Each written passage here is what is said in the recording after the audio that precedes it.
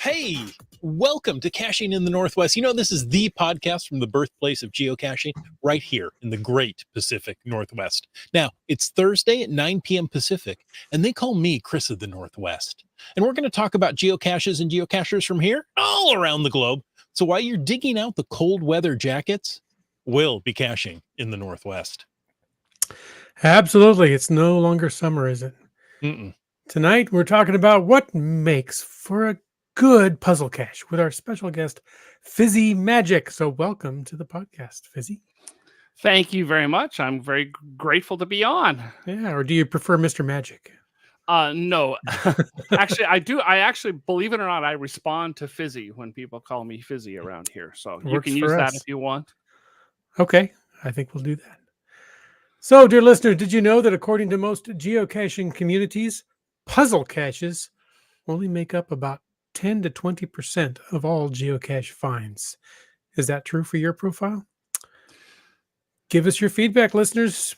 Let me know. Let us all know what you think and what you talk about and what you think makes great puzzle caches. And stay tuned to find out all those great details from Fizzy. But of course, we can't jump into anything until we bring in our game guessing gorilla. Some say he is as offbeat as a one-armed drummer. And others say he believes drums are weapons of mass percussion. All we know is he's called a land monkey. Oh, that's pretty good. Nice Def Leppard reference there. All right. Yeah, except I think he had pretty good beat. And you just go to the beat of your own drum. Oh, True. I do. I march to that all the time. All right. Well, hey, good to be here Thursday evening with all my friends and all our awesome friends in the chat. So, folks, looking forward to hearing from you as we go through the podcast tonight. But before we get any of that started off, a quick reminder that we appreciate the support of our patrons, all of you who help to keep this podcast coming each and every week. Thanks to Land Sharks, one of our corporate Denali level sponsors, and our other corporate Denali level sponsor, well, that would be Cachly. So, folks, if you want to get anything you've seen on geocaching.com, well, Landsharks, LANDSHARKZ.ca is an official geocaching.com reseller. And Cachly, well, they are the premier geocaching app for iOS. Version 8 with Cachly Pro features offline maps of the entire world so that you can navigate while offline, Delorme and counties so that you can finish off those grids and those challenge caches.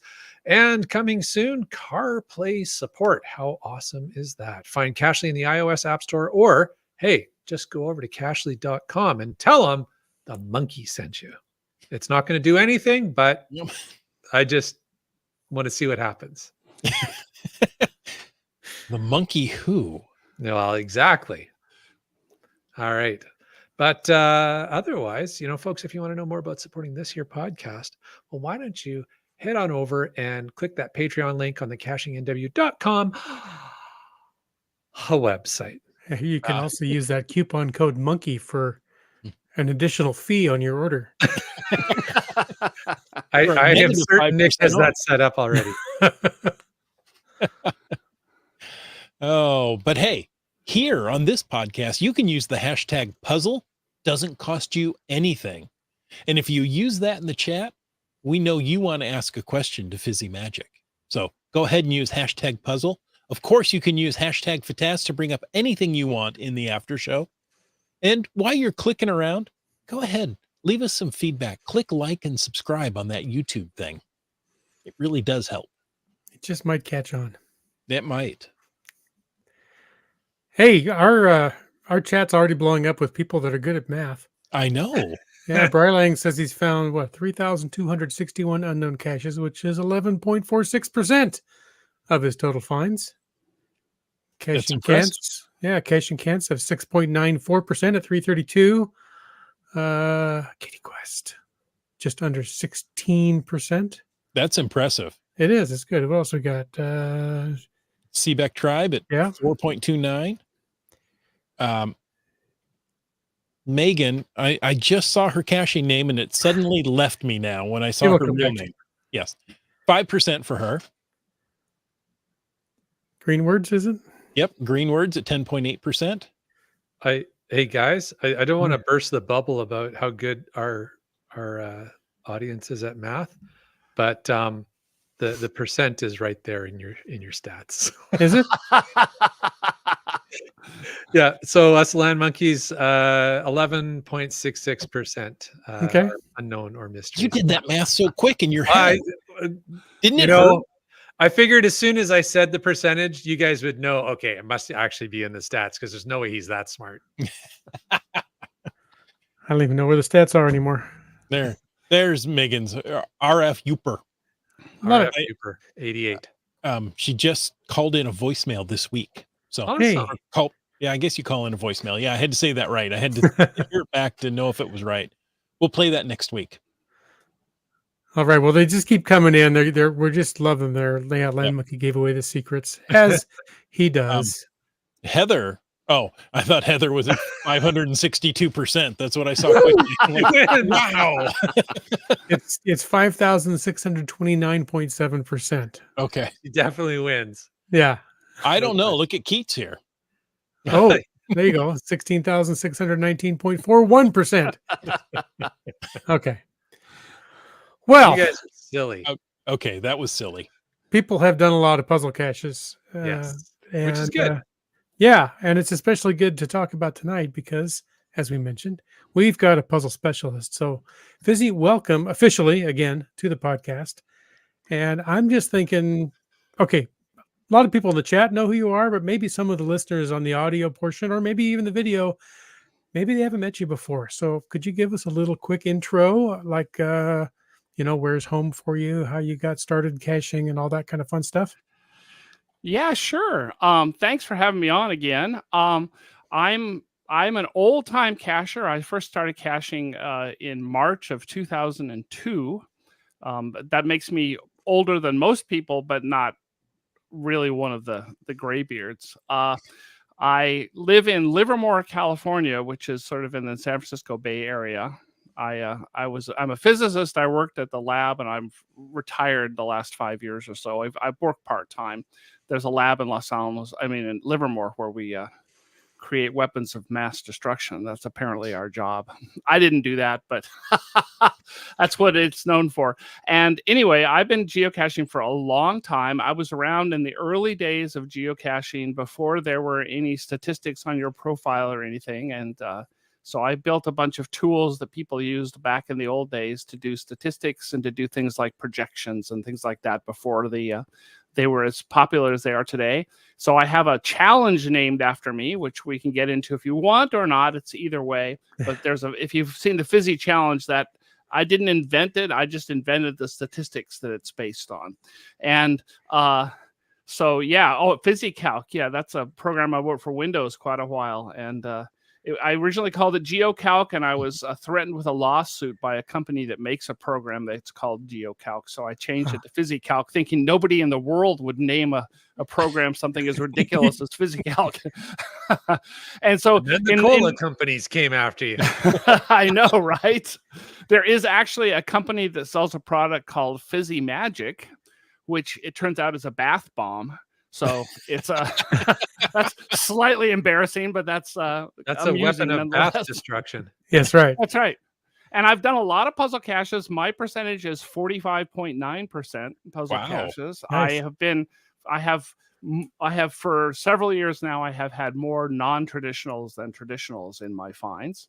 And that's because I enjoy them, because after the first 10 or 15 years of finding geocaches, finding yet another pill bottle thrown into a bush gets a little bit on the dull side. And so puzzle caches give you something to do. And the other thing I discovered they let you do is they let you work on caching when it's raining outside and you can't go out searching. You can dream about your next geocaching expedition by solving puzzles in the area that you're heading to. So anyway, that's sort of my bio quick and my take on puzzle caching. I love it. Well, when you mentioned labs and weapons of mass destruction, I sit here a stone's throw from Hanford and PNNL. So there's a whole nother homage to that. PNNL are some of our best buddies. Yeah. Wink, wink. Yes. All right. Well, hey, let's flip back to geocaching. Puzzle caches. Yeah. Keats tuned in earlier, so he didn't just come in on a scary note. But hey, we're here to talk about puzzle caches, and I'm definitely getting the vibe that you know a thing or two about the puzzle caches there, Fizzy. Now, before we roll up our sleeves and get into the nitty gritty of them, maybe it'd be helpful to make sure we're all on the same page. Can you give what you would define as what one would reference as a puzzle cache? Yeah, so that's actually an interesting question. A puzzle cache is one where you don't get the coordinates given to you on the cache page. You have to solve something to find them. And I mean, technically speaking, maybe a multi-cache is like that because you don't have the final coordinates given to you. But the idea with a multi-cache is that it's a very straightforward matter of just following breadcrumbs until you find the final. But for a puzzle cache, you really have very little information about where the final is, except for they made a rule in I think 2007 that has to be within 2 miles of the posted coordinates, and that's about it. So there are all kinds of different puzzles that people make that people have to solve in order to solve the cache. There are a few puzzle caches that probably ought to be traditional caches with field puzzle attributes, where you have to, at the location of the cache, solve sort of puzzle. And I don't really include those when I talk about puzzle caches, even though some of them are assigned the mystery type. Okay. So field puzzles, we're not talking about tonight. We're talking about you have to figure something out to get the coordinates. That's right. That's really what I'm going to focus on. I love field puzzles. Don't get me wrong. I'm just not going to talk about them tonight. Good. Neither am I. So there. That works. Well, we might have to bring you back for another show then to talk about field puzzles. There you go. Okay. But so, okay, that's very helpful to narrow down what we're talking about tonight. So, I did have the opportunity to listen to you talk about this at the last Geo Woodstock. I sat down there, listened to the whole presentation, loved it, and then had to track you down and say, you know what? We need to talk. We need to have you on this podcast to give a speech like that. But we can be a little more interactive here on the podcast, which I think is more fun. That's good. Well, I am famously very opinionated. So before we go any further, let me say everything I'm going to say tonight is my opinion. And if you don't agree with me, tough luck. I like the way you roll. Now, I know I approach puzzle caches with a little trepidation, right? Am I smart enough to figure out what the cache owner, the puzzle generator came up with? Am I smart enough to figure that out and get a set of coordinates? And I think I'm not alone in that. I think a lot of people are afraid that if they try a puzzle cache and they fail at it, or they have to ask for help, that means that they're dumb or something. And that couldn't be further from my point of view than I can imagine. I really think that a puzzle cache that makes you just feel dumb is not a good puzzle cache. And if you do feel dumb and the person who hit it isn't willing to help you, then that's really a big problem. And so I'm on a campaign of some sorts these days to try and get people to make puzzle caches that are a little more approachable and don't feel so much like there's some sort of a competition between the hider and the solver to see who's smarter, because that mentality, I think, is harmful to geocaching, and it's also harmful to puzzles. That happens in some regions, eh? You get like an arms race of puzzles go on. Yes, and it happened in my region in the early days. I've been guilty of it myself. I'm guilty of everything I say is not a good idea tonight. I have done it. That's how you learn. Another. That's right. You've learned. That's right. So back in about 2004, there was a guy who lived in San Jose who thought that he was just the smartest thing ever. And he came up with a puzzle cache that was effectively impossible to solve. And so some guys in my area invented the idea of battle shipping a puzzle, which is where you start hiding traditional caches in such a way that eventually one will get rejected because of its.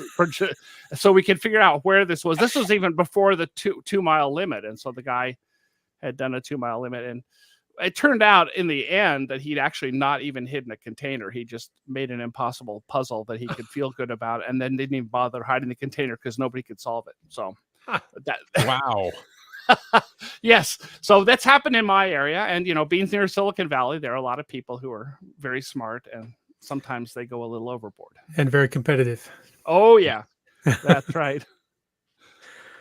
All right. Well, hey, I ain't afraid of no cache, and I can feel dumb even without puzzle caches involved. So, but since we want to make good puzzles and people can solve and all, do you have a set of core guidelines that you use that really defines what a good puzzle cache is? Can you share anything about those kind of things?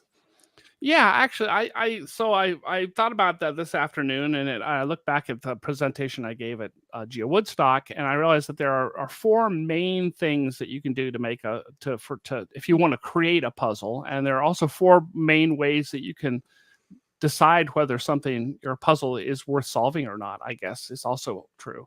And the first one, and the most important, is that the puzzle cache has to be fun to solve. Some people think that the only fun part of the puzzle should be after you've solved it. The feeling of satisfaction you get from having solved a difficult puzzle. But in my opinion, a good puzzle is one that you're having fun while you're solving it. Number 2 was you follow some sort of an interesting theme. So there's some theme that ties everything together. The third thing that makes a great puzzle cache is something original or clever. And ideally, the solver learns something new. And then my 4th guideline I have is, have the puzzle cache well tested beforehand and avoid some of the major pitfalls that I may talk about in a little bit. So those are my 4 general things. Well, Seebeck Tribe says, I used to avoid puzzle caches for many years, but in the last several years, I'm willing to look and attempt solving. My knowledge for solving them has grown. That's great. That's fantastic. Yes. You learn by doing, and most of the people that I know that hide puzzle caches are willing to help you get through a puzzle that they made and help guide you through. And don't ever hesitate. And my point is, you should never hesitate to contact a puzzle owner saying, I really want to do this puzzle. I can't figure out even how to get started. Can you give me some sort of a clue? And 90% of the people who've created puzzle caches out there will be very happy to give you help. Yeah. I see Cliff Slaughterbeck there saying, I always give help to anyone who asks. Yes, everyone I know is willing to give people help, because it's not a competition. It's really, as a creator, you're doing something to give people fun. That's exactly. That's the main thing. And if it's not fun, and there are little things that make them less fun, I've learned a lot of those things not to do by doing them improperly over the years.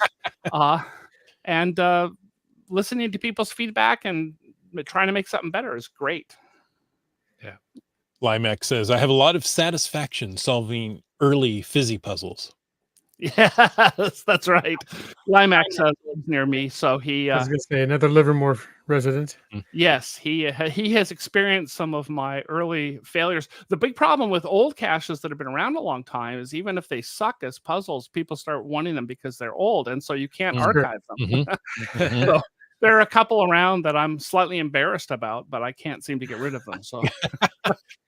There's a good point on the whole idea of helping people from caching cans. This is the same way I approach my puzzle caches. I absolutely always give help after the FTF. I don't want to give anybody unfair advantage on the FTF, but once that's gone, then I've actually done, like at events, sit down and just work through them with people and everything. Because I hear what you're saying, Fizzy. Like you want people to find them. And I generally want a puzzle that at least in my area, the FTF takes no more than a week. So it's not like people will be waiting around for months to get help from me. I've seen puzzles that are still unsolved after multiple years, and I kind of don't get it, because you made the puzzle for people to enjoy, and now people have been working on it for 2 years and nobody solved it. Where's the joy there, right? Right. So yes, I usually don't. I'm lucky in that most of my puzzles get FTF'd before I have a chance to give, to deny anyone help. But yes, I think I would probably agree with that position. Just Carlo tossed in. I avoided puzzles too, but then Doramore invited me to check out a puzzle group, and it's been really encouraging. So yeah, I would this. I would totally recommend creating or forming a puzzle group in your area. I was telling the guys before we started that my area, we have an event every week where there's a new puzzle at the event. Everybody solves it together. Everybody helps everybody else. And then we all go out as a group and do first to find on the puzzle, except, of course, the person who created the puzzle. And we've been doing it now for over a year. Limax comes every week. So that's why your unknown cache type is so high. You're finding one a week. Well, no, because about half of them have been mine. So I haven't been able to... Yes, I've been hiding one roughly every 2 weeks for the year. That's right. Wow. But yeah.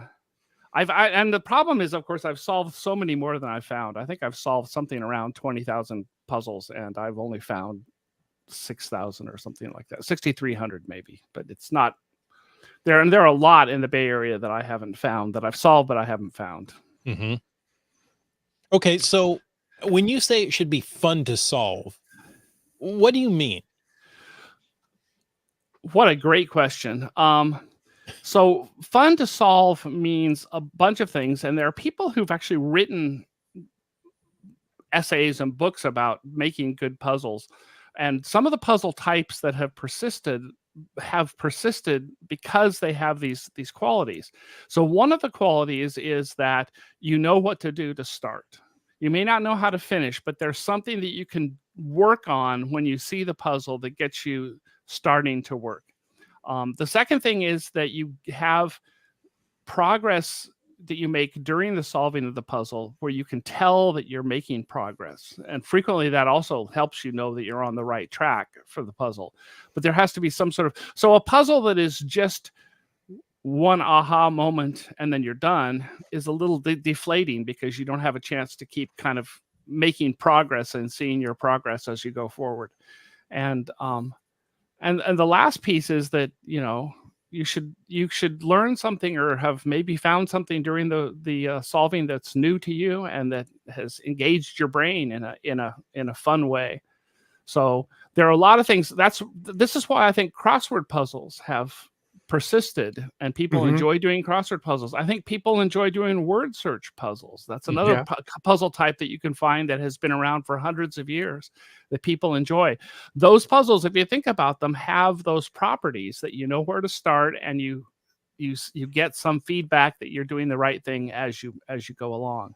So those are good things to try and build into puzzles. And if you do that and be original and clever at the same time, wow, that's a huge win. There you go. Well, let's talk about your suggestion number 2 as well, following a theme. Can you share with us a little bit more about what you mean there? Yeah, so the theme doesn't have to be a subject matter theme. The theme can be a maybe I can explain this best by giving you an example of something that a friend did. Recently, a friend did a word puzzle where you had to find words that were inside other words. So you used the two outer letters on either end made one word, and then the middle 4 letters made another word, and then you put those all together. And you went through a series of these, and it was fun. And at the end, you ended up with another word that had the same property as all the words that you had been trying to find all along, with the 2 words on the outside and 1 in the middle.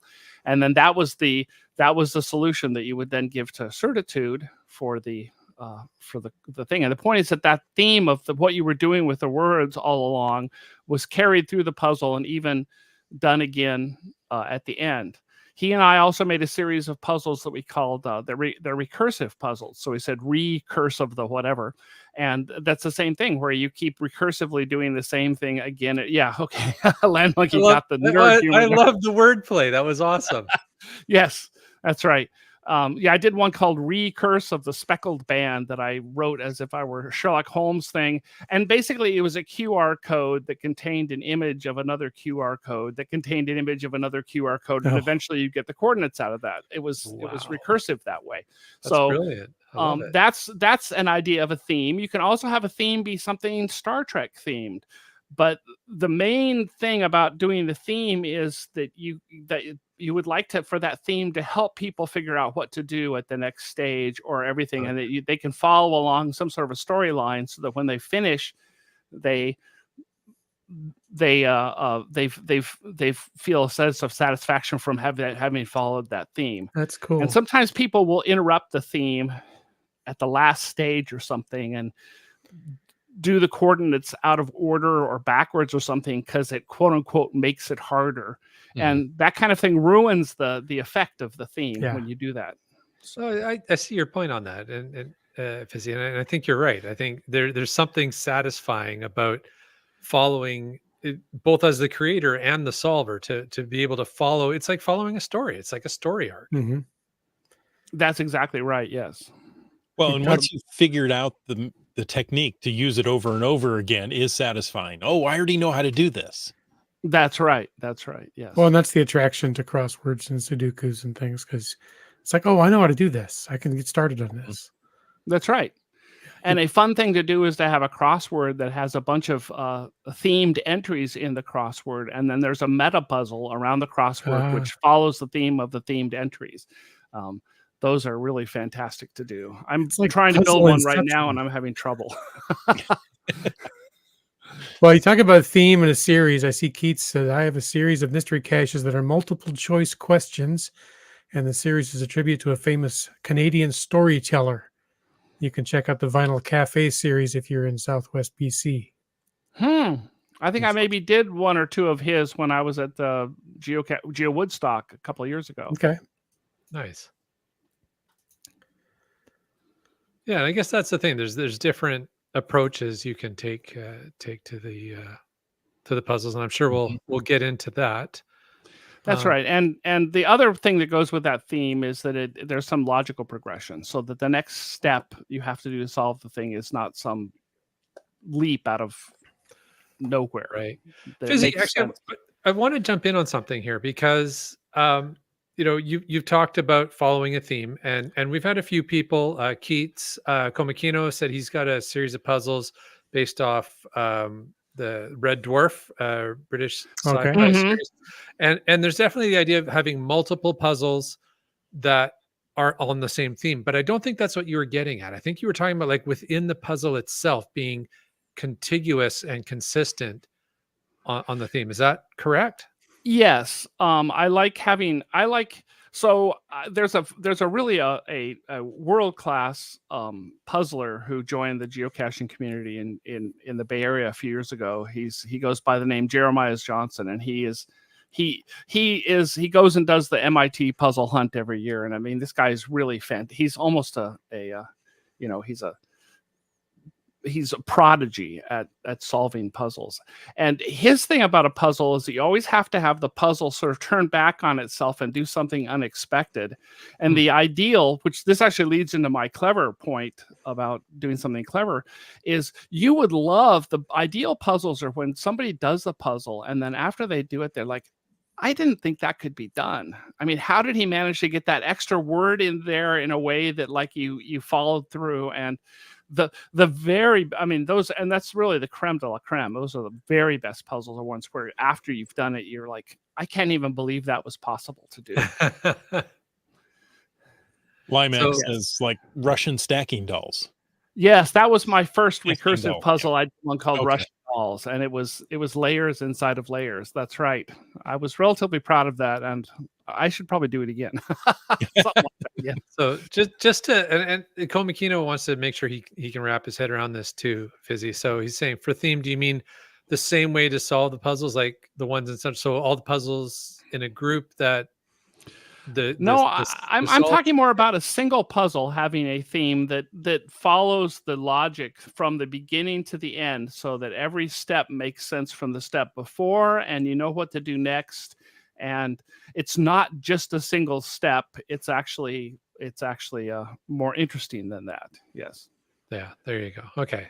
Hopefully that's helping everybody follow Yeah. what you're getting at there. Because I think it's a really good point, because even Mhm. myself have been guilty of creating puzzles where I take leaps of logic, and at times I criticize those myself. I call them "what was I thinking" puzzles. Yeah, I have a couple of those out there. One I can't get rid of. That's from early on in my geocaching career. All right, got a thumbs up from Komakinos. I think he's got his head right. Yeah. Okay, good. Yes.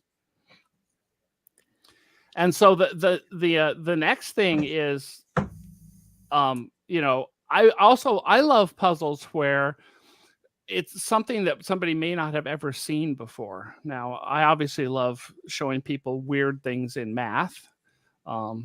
Little unknown things like, did you know the factorial of any large number in base 10 always ends in a 0? Right? Because 2 times 5 is 10, and then everything else after that is multiplied by 10s, and so you get a large number of zeros at the end of every factorial in base 10. Right? That's like a weird math fact that people don't know. And so for me, I enjoy those because I am kind of a math nerd, and that's fun. And there's another math nerd who you guys might have heard of named Hugh, who lives up in Vancouver. Yes.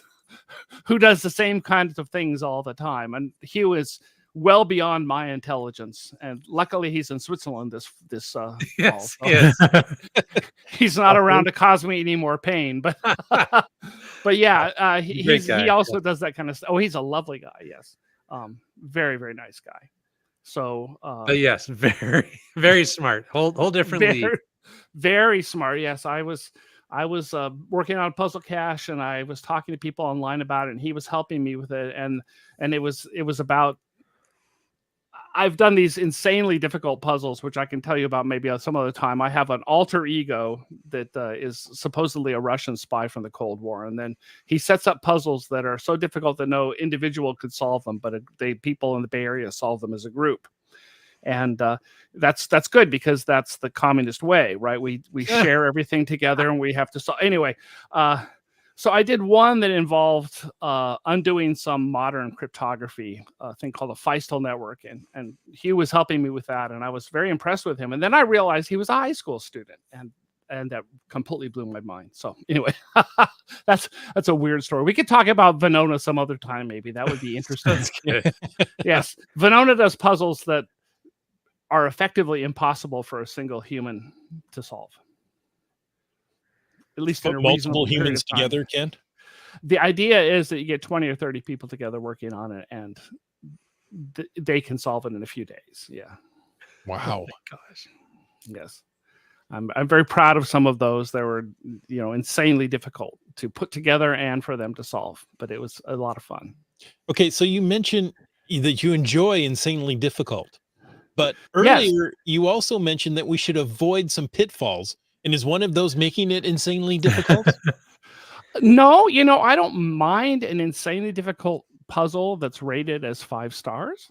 What I mind is an insanely difficult puzzle rated 5 stars where the owner's not willing to give you any help at all.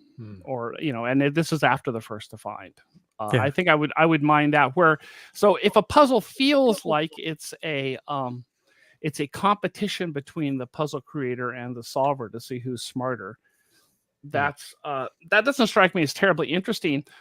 It's trivially easy to make a puzzle cache that's impossible to solve. I mean, I could do that, the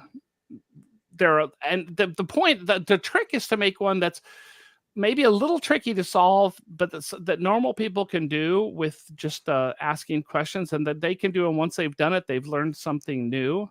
Yeah. And it might be difficult, but for the really difficult ones, I leave them for the Venona, who are groups of 20 or so people are going to work together on them, because there's no fun in making super super difficult puzzles for people. Now, of course, I fell into that same mindset early on in my puzzling career where I thought I was, smarter than everybody and I was going to do hard puzzles that they couldn't solve. And I'm slightly ashamed of, as I said, some of my early puzzles that had that attitude in them. But I think I've learned a lot since then. And as I've matured and gotten better as a puzzle creator, my puzzles are more and more, it's straightforward what you're supposed to do. There are some that are relatively difficult. Like, for example, puzzle I made a few years ago. Did you ever play the game Boggle? Which is where you shake up these. Yeah. So what I said is, well, I did a boggle, and here are some of the words I did out of that boggle. And if you figure out the order of the strings that could make all those words from the boggle cube, then that will give you the coordinates of the cache, right? So that's difficult.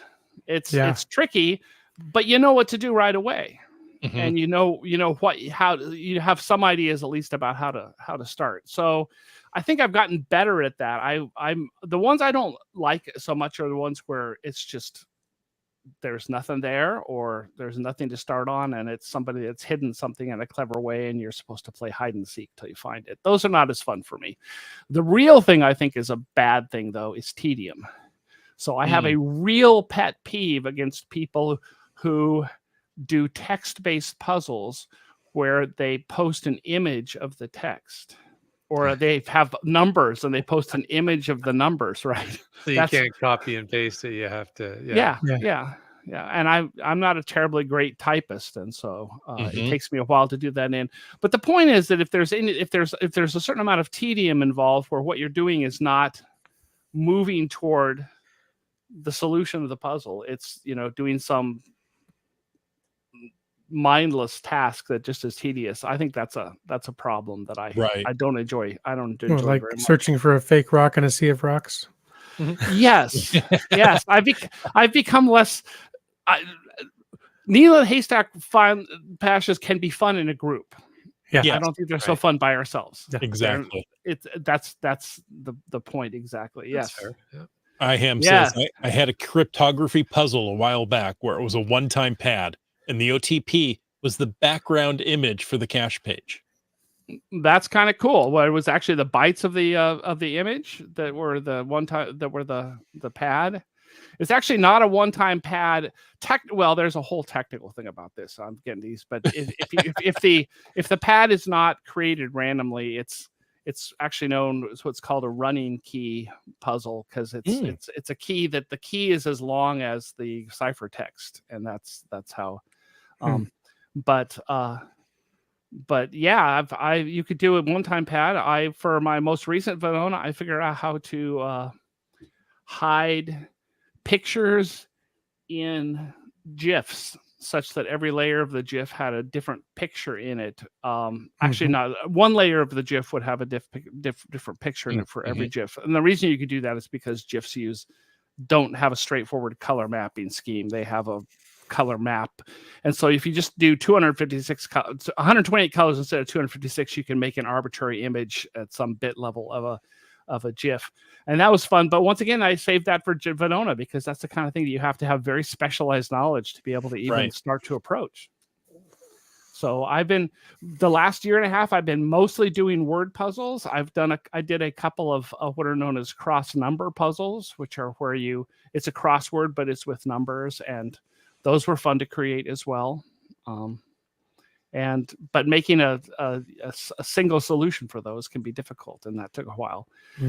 In general, I'd say one sign of a good puzzle, in my opinion, and once again, this is an opinion, is that the puzzle should be a lot harder to create than it is to solve. Oh, interesting. And so when I see a puzzle, I think, wow, this guy really worked hard to make this all work well together. I'm very appreciative of those puzzles, and I've had puzzles that have taken me months to finish, to actually get them to the point where I want them to work properly. And so I don't claim that all mine are that way, but I've had a couple that have been that way. And those are the ones I'm proudest of, and I think people enjoy those. because the kind of puzzles that I don't appreciate as much. I mean, people love them, and I'm not trying to downplay. But Jiggity puzzles, all you have to do is come up with an image, post the image to the Jiggity site, and have a message come up after they've solved the puzzle. That's about a 5-minute job. And then, of course, it could, if you make the puzzle a 500-piece puzzle, it can take people a long time to solve it. And so the asymmetry in the amount of effort put in by the person creating the puzzle and the person solving strikes me as being not what I would like to put out for my stuff. Do you think the average geocacher's knowledge of image-based puzzles has increased over the years? Meaning, oh, you know what? If this is an image, let's go look at the EXIF data. Maybe that's got something hidden in it, or, you know, different ways you can manipulate images. 2 years ago, I would have said yes. But geocaching has managed to screw up the images to such an extent that that's no longer. And let me tell you, it's not just that geocaching strips out the EXIF data, because they do strip out all the EXIF data now. So EXIFs on cache pages are no longer useful. But in addition, geocaching does what's known as transcoding the image. So that even if you set up a JPEG, the JPEG you get back from them is not the same as the JPEG that you sent them. The bits in the image are different. And there also was a format for images called PNG, which is you can have exact things in the pixels. Geocaching takes those things, sends them out to you with a .png extension, but what they send you is actually a JPEG. Oh, interesting. Okay. Yes, I wrote a rather testy forum post on that a couple of years ago, and of course, like you said, nobody goes to the forums anymore, so no one noticed it. But I was. I was annoyed by that, because now it's no longer possible to do. You have to make an external link to an external image from your cache page and put all the disclaimer around it, etc., to have a real. Luckily, they still accept GIFs, and that's nice. But aside from that, they send out what's known as a progressive JPEG, which is a special kind of JPEG encoding. And I know all these things because I'm a nerd. But no, I don't think most geocachers know this anymore. In fact, I'm a moderator on the geocaching puzzles Reddit subreddit, if you ever go there.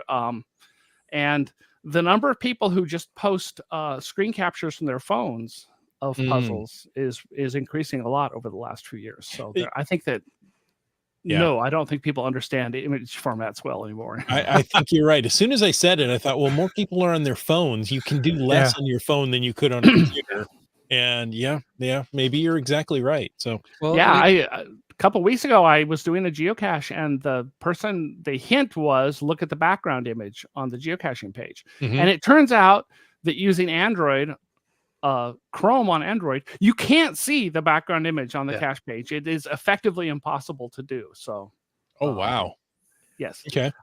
It's interesting to me, though, that you shared that information about the images and the cache pages, because not too long ago, I tried to create a puzzle, and I was struggling like heck with trying to get it to do what I wanted it, like how I wanted the puzzle solved to work. And it just wasn't working. And I eventually realized I was running into some weird situation that you've explained it. I wasn't sure exactly what it was technically, but it was this just isn't going to work because they've done something. So. Yes, that's right. I something happened with the lawyers a few years ago, and they got all panicked. And then of course there was the disaster of all the free image hosting sites suddenly deleting all their images and everything else. So that's the best thing to do, is to have yourself a web server and to serve up the image on your web server and make a link to it on your cache page. And then you can do that. But then you have to, pay for a web server in perpetuity, more or less. Yeah, there are ways around that, but again, that involves a certain level of skill that not everyone has. Yeah, that's right. But the point is, I don't think that there are some puzzles that I have done that require a little bit more in-depth knowledge than others do. If you want to see the one that I'm probably the most proud of that I won't spoil, it's called Land of 10,000 Puzzles, and but it requires that you learn how to use the online dictionary of integer sequences.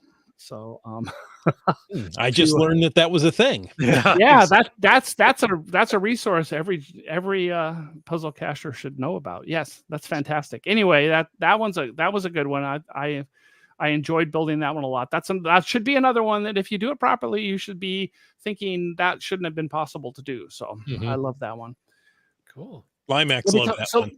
Yeah, Limax did it. Yes, he did. That's right. Doug is he's a good friend here in Livermore. So, okay, so we've seen, okay, maybe images aren't the way to go anymore. If you were mentoring one of our listeners, I was going to say a new cacher, but not necessarily a new cacher, to do their first puzzle cache, what would you suggest that they do for, the solved coordinates? Do you do all 12 to 15 coordinates, or?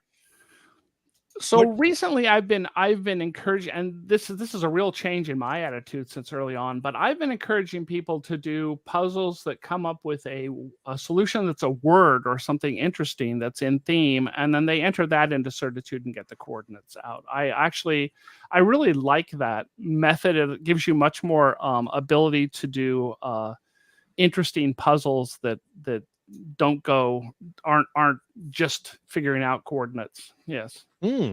So I would actually recommend that for a new cacher. Learn how to use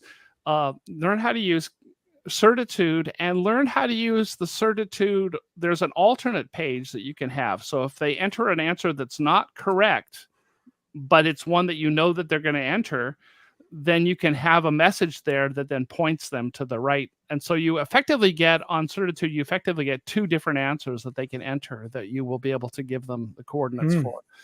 I've recently been trying to make caches that come out with interesting looking what 3 words coordinates. And of course, you guys are all aware of the disaster that is what 3 words now. Have you heard of this? What 3 words decided that they were no longer going to allow people to turn what 3 words into coordinates through their API. So Geocaching Toolbox and all the other places that have tools that will take what 3 words and turn them into coordinates don't work anymore. You actually have to go to the what 3 words website, and there's a way that you can do it kind of at the what 3 words website. So I'm thinking about changing all of my what 3 words into Certitudes where you enter the 3 words and then it just gives you the coordinates. It's frustrating, but that's the kind of thing that happens when you're doing something at the edge. Right. Now, Fizzy, you keep mentioning Certitude. How is that different than the checker on the geocaching site? Okay, Certitude is different from the checker on the site in 3 important ways. The first way is that it can take approximate solutions. So when within, say, 10 meters or so, or it may be 30 meters, but you can have an approximate solution, and it will tell you that if you get within that circle, it will give you the exact solution, and then you'll go to that location. So for things like geometry puzzles, which by the way are a lot of fun, that can be helpful. So you don't have to have exactly the same calculation that the person who created the puzzle was. The second thing, your answer can be fuzzy fizzy. Yeah, a fuzzy fizzy fuzzy number. Yes. Yeah. And then the other thing you can do is you can put in a keyword. So it keywords that Certitude does, it removes spaces, it makes them all uppercase.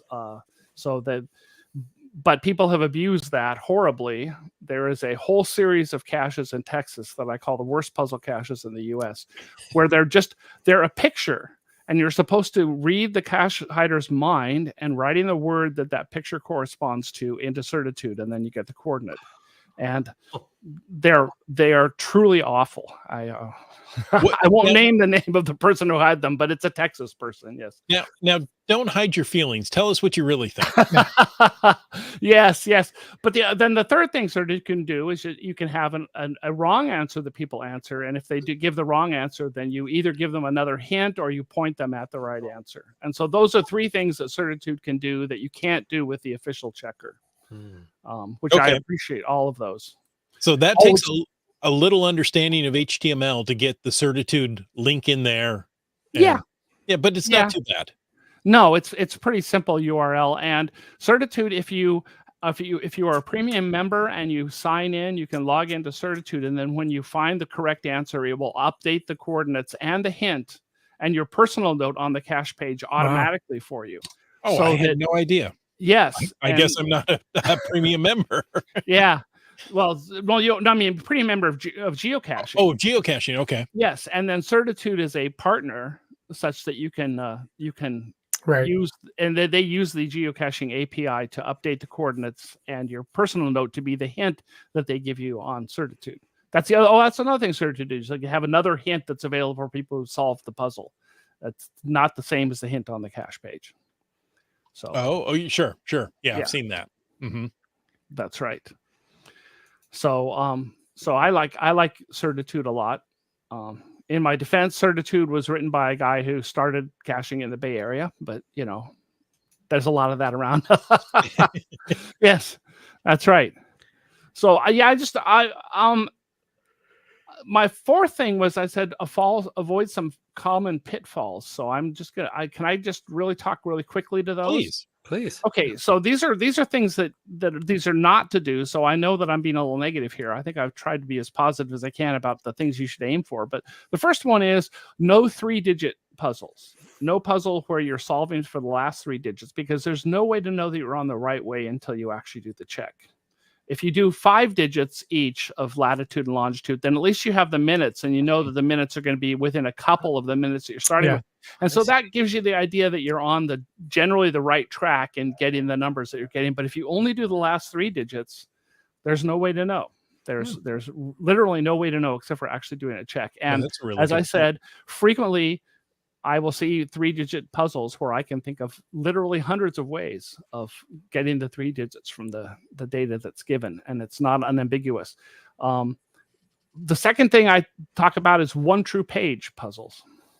And a 1 true page puzzle is a trivia puzzle or something that there is exactly 1 page on the internet that has the correct solutions, and every other page on the internet that is about the same topic has incorrect solutions. And so you end up with these ambiguities where you have to go to the 1 true page. So that's another thing that you run into, and I can see Land Monkey nodding his head. So you've obviously run into that. It's interesting, right? Because when we first started playing the game, our daughter, who was quite young at the time, has always had a fascination with sharks and rays. And she had created a puzzle cache based on sharks. And the answers were all based out of this book we had. And there were trivia questions about sharks. And we hadn't thought about it at the time, but it was exactly that, except instead of a page on the internet, it was the page on a book. And unless you had that book, you wouldn't get the same answers. And so, people were struggling with it. We're like, oh, what, isn't this? And so eventually I would Google, like, oh, well, that's a totally different answer. Okay. Now I see why this is a problem. So I can relate to that, having, our daughter accidentally did that. But I can also see how it's common that people would do that, because I think without this kind of advice, it wouldn't even occur to them that that's a problem. Yeah. That's right. That's right. So the next thing is what I call the wall of text puzzle. And it's just a long wall. And I've done this, and I admit to it. I've done walls of text where you'll have a few misspelled words in the text, and the misspelled words in the text give you the coordinates or something like that, right? They're just annoying to do, because you have to try and parse through this text. And so that's all I'll say about them. I think red herrings are fine if you have 1 or 2. I've seen puzzles where you'll have 10 red herrings and then 1 correct solution. And that feels to me as if the cache creator, the puzzle creator, is basically taunting the solvers. And maybe I'm more sensitive than the others are, but that's not one of my favorites.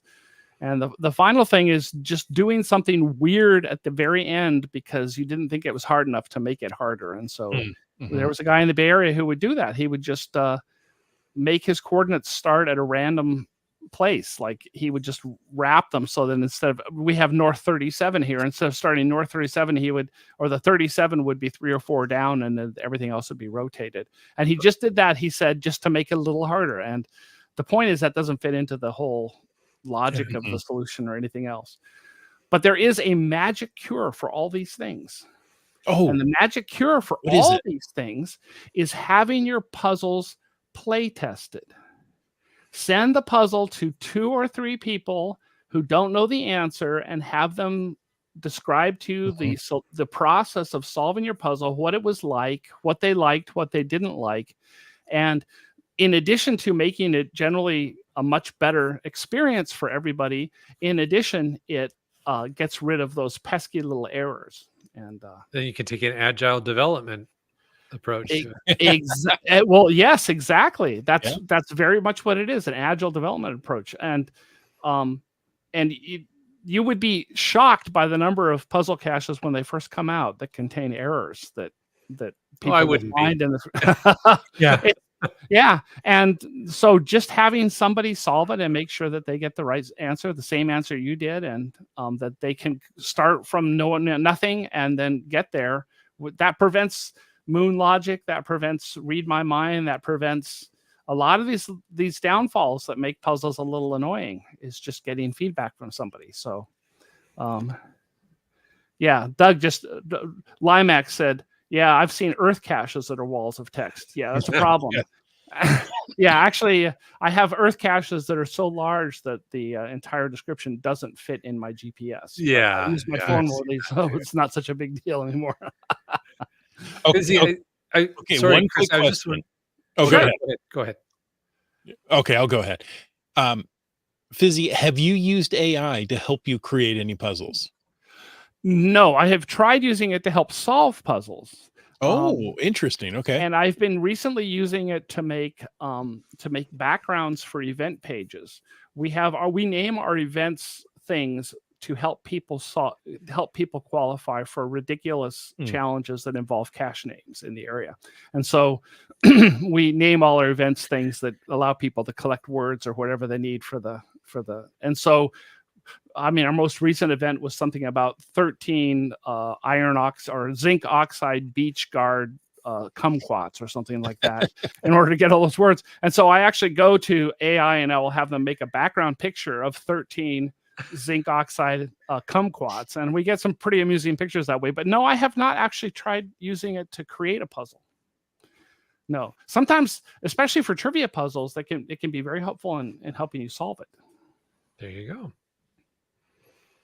go. Bryling has used ChatGPT to generate some puzzle cache pages for me. I just edited the text to work numbers into the text of the puzzles. You'll only need to extract the numbers to solve the puzzle. That's good. As long as I can do it with Python, I'm happy. There you go. Yes, if I can get the description into a program and run it through my program looking for numbers or something, I'm happy with that. I'm not sure everyone's happy with that because not everybody who solves puzzle caches can program. But right. For me personally, it's no problem. Limax says it was 13 queen bears guarding a beach. Yeah, there we go.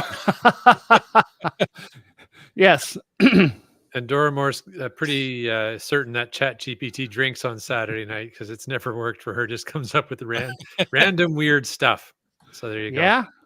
Sometimes it's about the prompt too, though. It's Yes, I've gotten fairly polished at.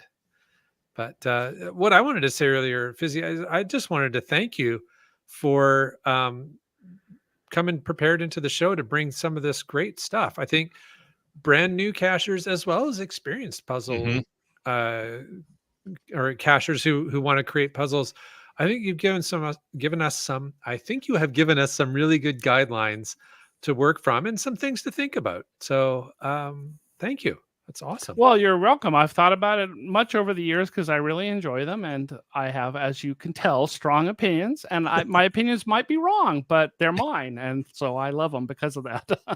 There you go. But you know what? Opinions are opinions, and there's expressions about those. But I think what's helpful with what you're sharing and framing it as it's your opinion, fair enough.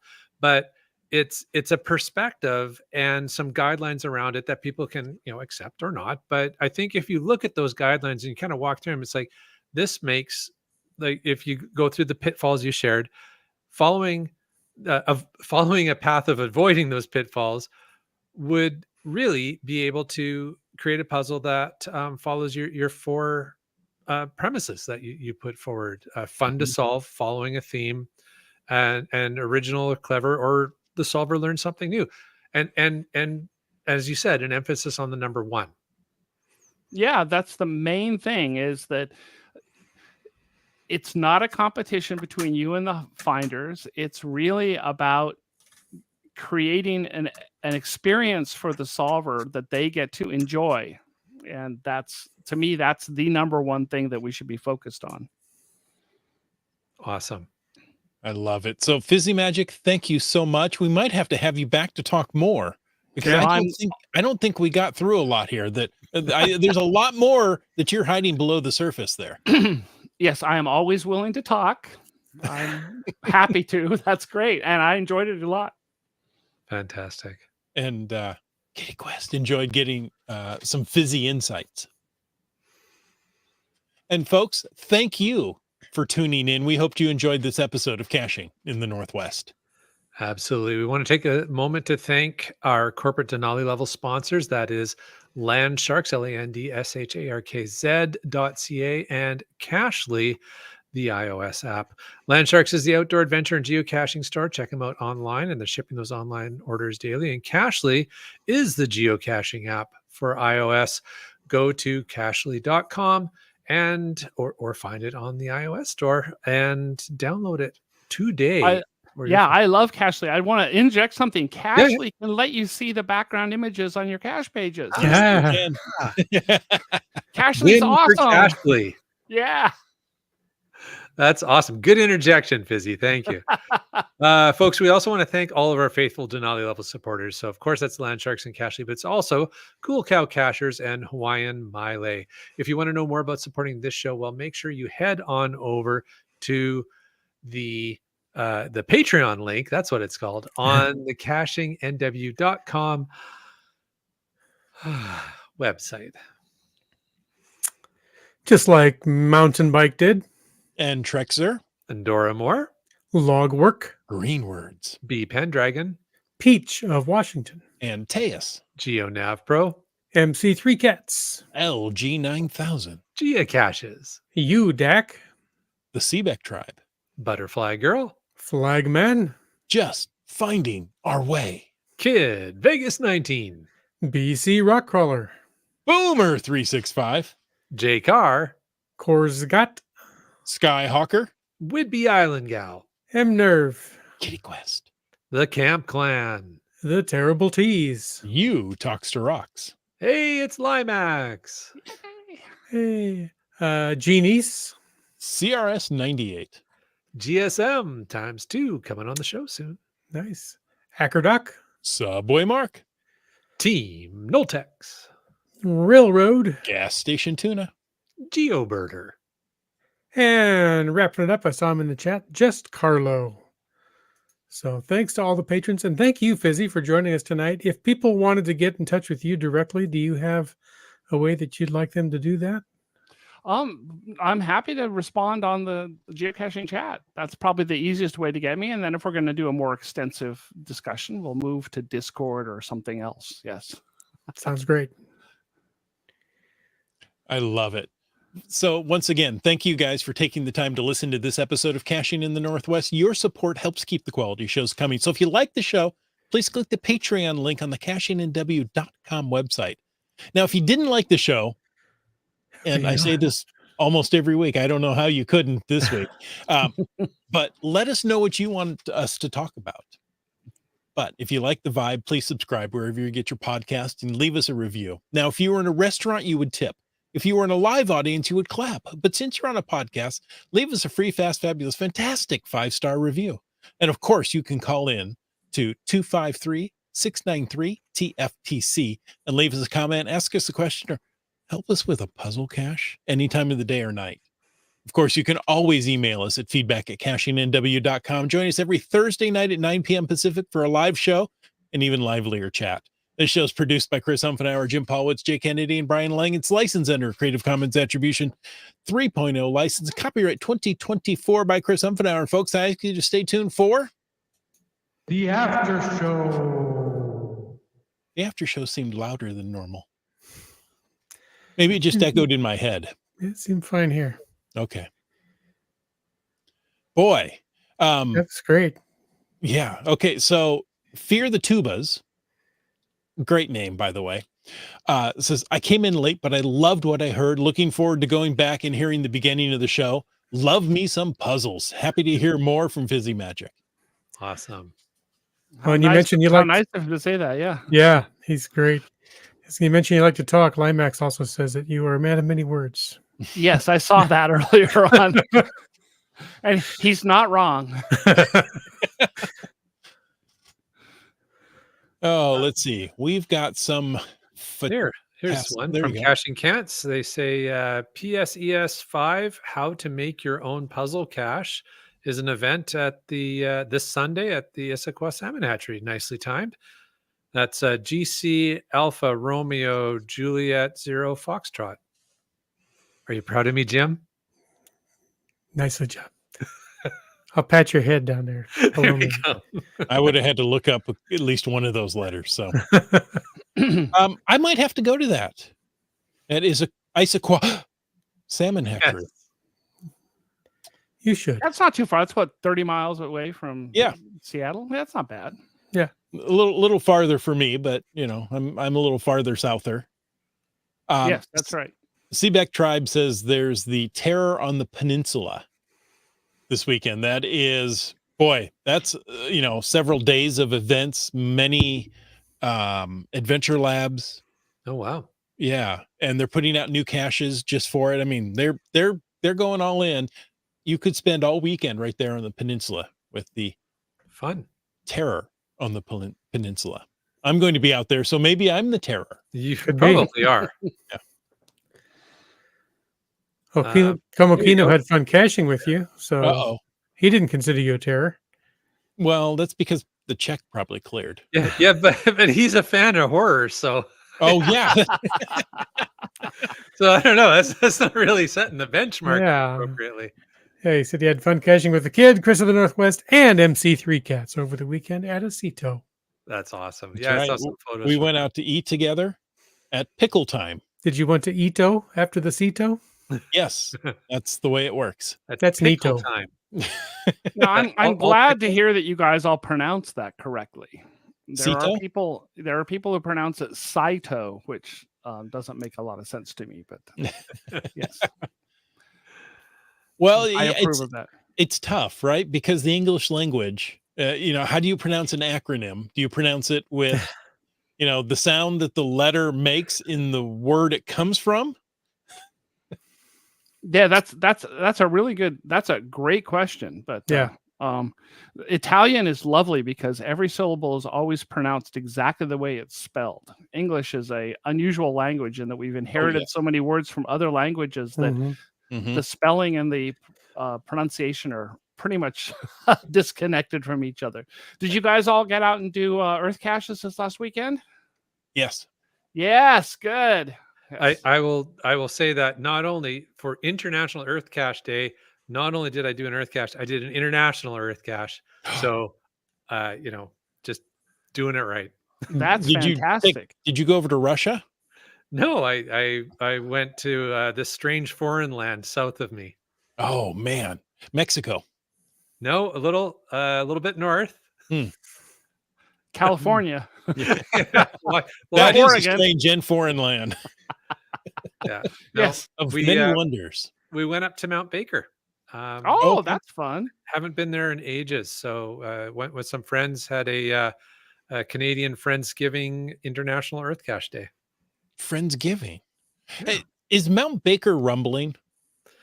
Um, Mount Adams is. Mount yeah, Adams. That was I've it. heard Okay. there's some stuff going on. I didn't actively see any fumaroles or anything going off on Baker off in the distance. I mean, you say you go to Mount Baker, but when you go to the Just park, making up you're words now. quite distant from Mount Baker. Yeah. Yeah. You didn't summit? No. In my condition, no. I totally get that. Well, Komokino, the kid, and MC3 Cats and I were going to go do an earth cache, but we ran out of time. And, the day was getting dark. So I had to go do one on Sunday. I was like, I got to run out. I got to go do this now. So I did one that was the earth cache was incredibly easy. What kind of valley are you looking at? It's one of these three types. Okay. That was easy. Valley of the Dolls. That, well, You've done that one? The whole thing was poised as a super duper secret agent geography test that you Mm. failed. And here you get to go do it again. So Nice. that was fun. But from the parking spot to the viewpoint was, half a mile downhill. So coming back up half a mile uphill was tough. Yeah. That was quite the walk. Okay. Heather says there's a great series in the Portland area called Women in STEM. I'd like to look at those. Yeah, and she also created a word find for her event that people would solve, then read the remaining letters for a message about the location of the event log sheet. That's fun. I like that idea. Oh, that is fun. Yes, I have, of course, written a program that does that automatically for you.